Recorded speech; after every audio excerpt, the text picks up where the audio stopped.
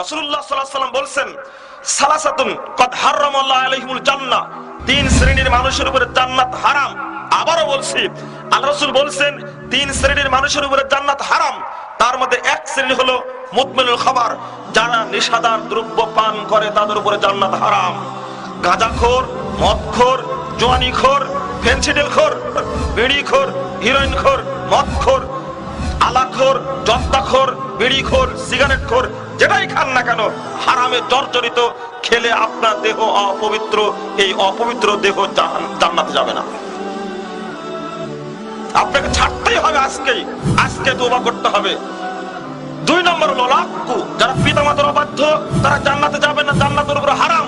পিতামাতাকে দেখতেই হবে মৃত্যু পর্যন্ত, পিতামাতাকে ছাড়া যাবে না, পিতামাতার খেদমত করতেই হবে। 3 নম্বর হলো দায়ুস, আল্লাযী ইয়াকুরু ফি আহলিল খাবাস, ওই দায়ুস ব্যক্তি যে তার পরিবারে পর্দা চালু রাখেনি, পরিবারে বেহায়াপনা আছে, পর্দা নাই যে পরিবারে, এই পরিবার আপনার মাথায় যত বড় টুপি থাক না কেন, পাঞ্জাবি যতই শক্তিশালী হোক না কেন, যতই সুন্দর হোক কেন, মক্কায় আপনি 7 বার ঘুরে আসে তা যায় আসে না, পরিবারে যদি পর্দা না থাকে রাসূলের হাদিস অনুযায়ী প্রমাণিত হয়, আপনি অবশ্যই আপনার উপর জান্নাত হারাম, নিঃসন্দেহে হারাম। আল্লাহ রাসূল বলেছেন হারাম।